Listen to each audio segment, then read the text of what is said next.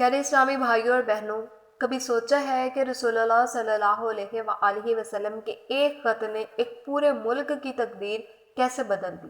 یہ واقعہ سن کر آپ کے دل میں ایمان کی لہر دوڑ جائے گی اور شاید آپ کا بھی دل چاہے گا کہ کبھی کسی حق کی بات کو جھٹلایا نہ جائے۔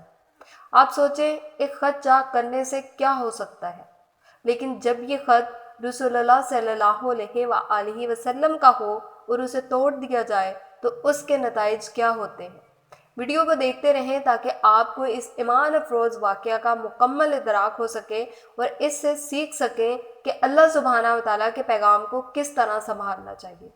الحمدللہ رب العالمین والصلاة والسلام علی سید المرسلین، اما بعد فاعوذ باللہ من الشیطان الرجیم، بسم اللہ الرحمن الرحیم۔ السلام علیکم ورحمۃ اللہ وبرکاتہ۔ Welcome to Islamic seeds channel. امید ہے کہ آپ سب اللہ سبحانہ وتعالیٰ کے فضل و کرم کے ساتھ نہایت خیر و عافیت کے ساتھ ہوں گے۔ صحیح بخاری کی حدیث نمبر 64 ہے۔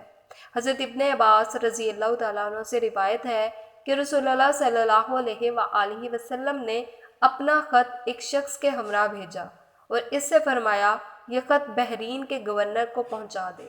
پھر حاکم بحرین نے اس کو کسرا تک پہنچا دیا۔ کسرا نے اسے پڑھ کر چاک کر دیا۔ راوی ابن شہاب نے کہا، میرا خیال ہے کہ ابن مسیب نے کہا، اس واقعے کو سن کر رسول اللہ صلی اللہ علیہ وآلہ وسلم نے ان کے لیے بدعا کی کہ وہ ہر طرح سے ریزہ ریزہ کر دیے جائے۔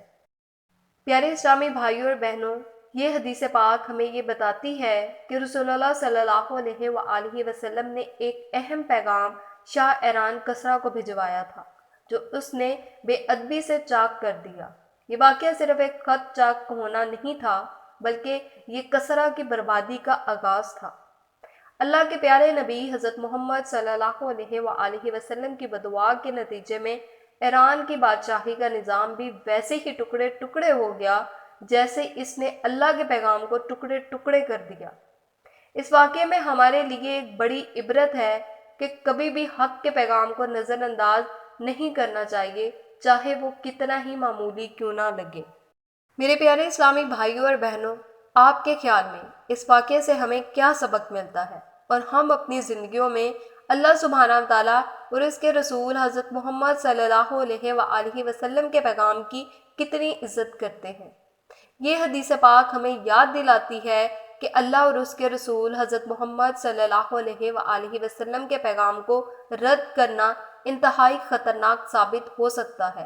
یہ صرف ایک خط کا معاملہ نہیں تھا، بلکہ ایک پوری قوم کی بربادی کا سبب بنا۔ اس واقعے سے ہمیں سبق لینا چاہیے کہ ہم اپنی زندگیوں میں اللہ کے پیغام کو ہمیشہ سنجیدگی سے لیں اور اس کی قدر کریں، اور اللہ سبحانہ وتعالیٰ سے دعا ہے کہ اللہ پاک ہمیں اپنے دین کی باتوں کو سنجیدگی سے لینے اور ان پر عمل کی توفیق عطا فرمائے، ہمیں اپنی زندگیوں میں نیکی اور حق کے پیغام کی قدر کرنے والا بنا دے۔ اگر آپ کو یہ حدیث پسند آئی ہے تو ہمارے چینل کی احادیث سیریز کی پلے لسٹ کو ضرور دیکھیں تاکہ آپ مزید ایمان افروز واقعات سن سکیں۔ اس ویڈیو کو دیکھنے کا شکریہ، اور اگر آپ نے اس حدیث پاک سے کچھ سیکھا ہے تو کامنٹس میں اپنی رائے ضرور دیں، اور اس ویڈیو کو لائک اور اپنے دوستوں کے ساتھ ضرور شیئر کریں تاکہ یہ پیغام زیادہ سے زیادہ لوگوں تک پہنچے۔ ملتے ہیں نیکسٹ ویڈیو میں، تب تک کے لیے اللہ حافظ، فی امان اللہ۔